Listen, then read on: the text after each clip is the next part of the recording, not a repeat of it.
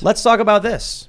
While we're dealing with these formula shortages, and Will was able to accurately articulate, the problem that parents are facing with this shortage, let's talk about additional Ukraine Supplemental Appropriations Act, $40 billion going to a war in Eastern Europe to aid a country that is not a NATO ally, not an EU member state, but for some reason we should send one of the largest war packages in history. You know what really freaks me out is this right here. I mean, isn't this a little effing odd? That's what I said. Every single Democrat, yay. Not a single no, not a single one of them. Republicans, it's like 2-1. It's almost like they're going to get kickbacks from this. Or they just hate the people they claim to represent. Also they have no concern for protecting their own countrymen. They don't have any desire to ensure that the people back home have any kind of relief. It's all about ensuring that other people get. Imagine being like an anti-war Democrat voter, like someone who still believes what Democrats believed, I don't know, a decade ago on war. It just, I'd be depressed if I were them. Like I think Glenn Greenwald did a point. I mean, the whole squad voted for all this crap. The entirety of the squad. Look at this. Okay, so here it is. Every single one. I guarantee people who are listening can name those who voted no, right? I'm going to guess Thomas Massey. Yes. Well, look, Thomas Massey is right here as a nay. Of course. You've got Marjorie Taylor Greene, of course. Where's she at? She's in here somewhere. Lauren Boebert, of course, right there saying no. Yeah. Cawthorn saying no. Mm-hmm. Let's see who else. Jim Jordan says no. Yeah. There's David Cawthorn. Madison Cawthorn, where's he at? I guess David Cawthorn would be Madison Cawthorn because it is the same district, not an NC-11. Oh, okay. Oh. Is that his middle name or something? Maybe. Oh, yeah. First name, maybe. I don't know. Well, how about that? Clay Higgins, John Rose, Ronnie Jackson, Pete Sessions. Yeah. Just as an aside, Madison Cawthorn's name is David Madison Cawthorn. That's disingenuous that they put him up there as David and he goes by Madison. That's really messed up. It was weird. Yeah. I don't know. Marjorie Greene, of course, she's right there. Now, I just loved this when I saw Glenn Greenwald tweet about it. He's like, Alexandria Ocasio-Cortez supporting one of the largest war packages ever. It's like, there she is. Well, and like every Amazing, single time the government fails to meet the needs of the American people in some significant way, the response from the left is, if we didn't have such an astronomical defense budget, we could afford to take care of people right now. And in the midst of all these problems, they go, you know what, let's just send $40 billion over to Ukraine to get involved in foreign affairs. Here's what I love, though. We have this clip from Bill Maher that's been going viral. Student loan forgiveness is a loser issue for the party that wants to win back the working class. And Bill makes a couple good points. He's like, 13% of Americans have student loan debt. That's not a lot of people. 50% of that debt is held by graduate degrees. And he was like, come on. Yeah. He's like, these are people who are like, I don't know what else to do. I'm going to keep going to school because someone else is paying for it. Bill Maher saying that, and then they all basically agree. And so for me, this was actually a convincing argument. I've often said that I think we should forgive the interest rates. If you borrowed it, you got to pay it back. But the interest rates I can understand are insane. After watching this Bill Maher segment, I'm like, nope, never mind. I'm done. Nah, sorry. It's on you. 13% and half of it's graduate degrees. This is what the Democrats are focused on. The highest income earners who want a freebie.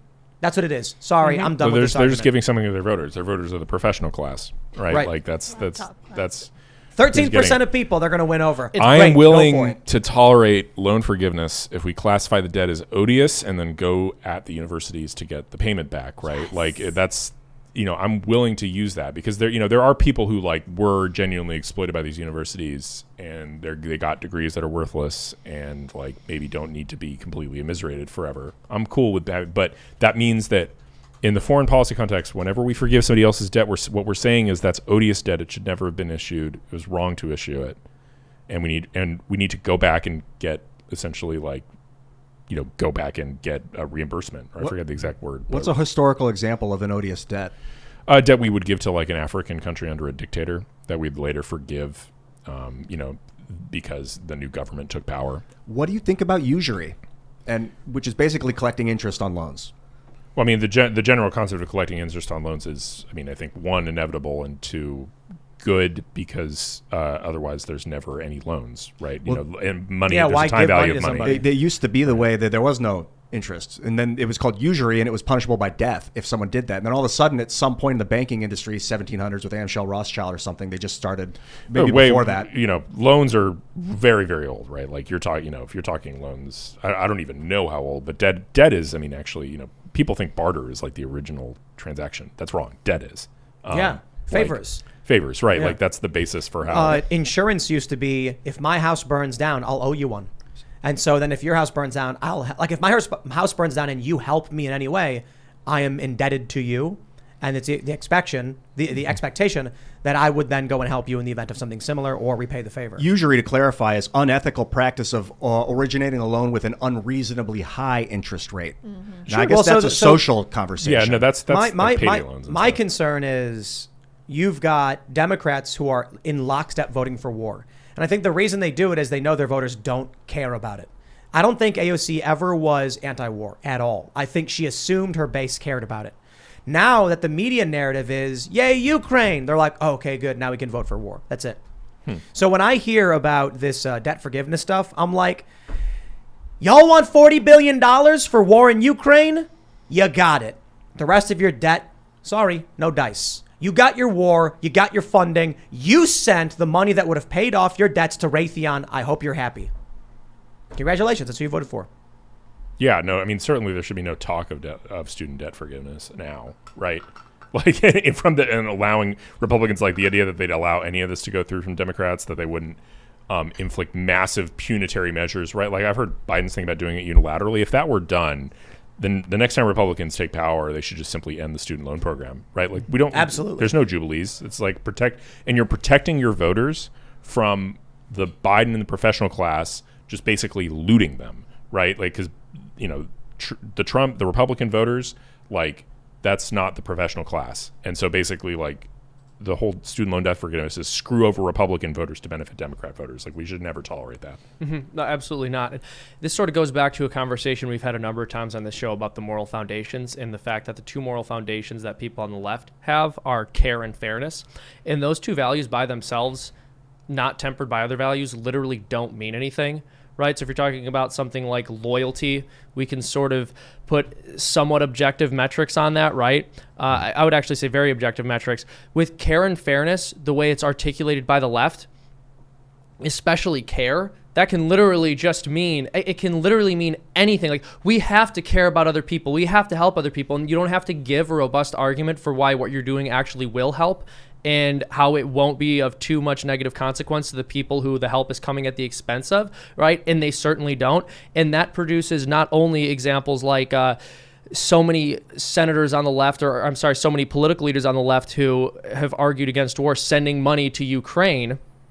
It's also a huge part of the reason why we had a $4.2 trillion bailout and added an insane percentage of currency to the money supply over the course of 2 years and have runaway inflation as a result, because no one considers the negative long-term effects of any given policy prescription, because all they have to say is, see, look at me, I care. Look at me, I'm doing the thing that's fair for people. What do you think would happen if red areas stopped trading with blue areas?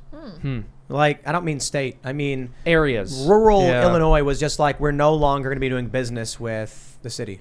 Well, if rural Maryland decided to stop sending stuff to Baltimore, I don't know what would happen. It'd be a mess. Wouldn't be good. I mean, this is where a lot of this stuff comes from. We create a lot of farms around here, a lot of cows, a lot of grain. I wonder what value rural folk get from city folk. And obviously there's like technological advancements, there's insurance companies, there's media and stuff. But we're getting so divided at this point, and so many people are content with, we're facing decentralization of the economy, cultural development. A lot of these jobs can be done outside of cities. What is the benefit for any conservative to do business inside of a city or with cities when they can distribute via the internet or through shipping or whatever? Personally, I haven't been to a city in a long time. Many months.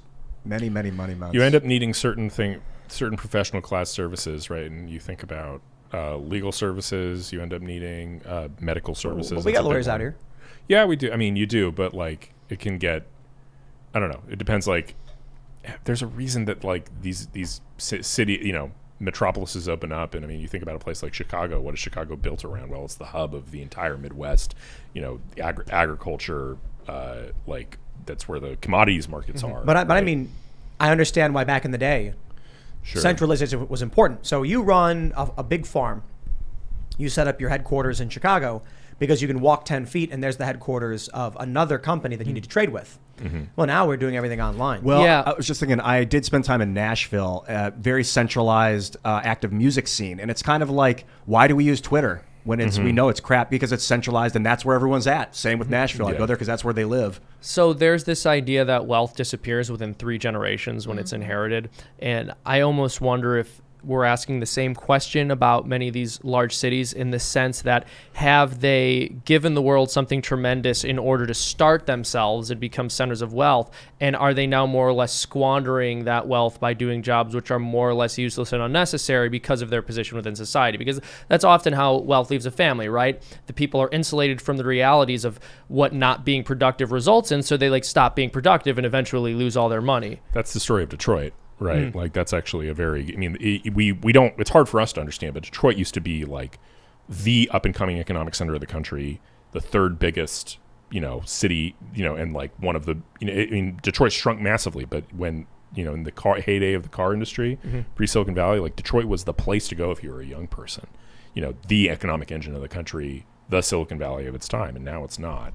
I think there's a natural life cycle to these things. You have some wildly profitable, powerful, innovative industry in your economic area. It allows the government to get away with all sorts of shenanigans and still have, the place function pretty well. But if that industry declines, things fall apart really quick. Thanks for checking out this segment from the Timcast IRL podcast. But if you want to check out the full show live, tune in Monday through Friday at 8 p.m. And if you want more special access content, head over to timcast.com and become a member. Your membership helps sustain this company, keep our journalists employed, makes this show happen, and you will get access to exclusive members-only segments of the Timcast IRL podcast, and there's a massive library to check out. So again, go to timcast.com or tune in Monday through Friday at 8 p.m., and we'll see you all there.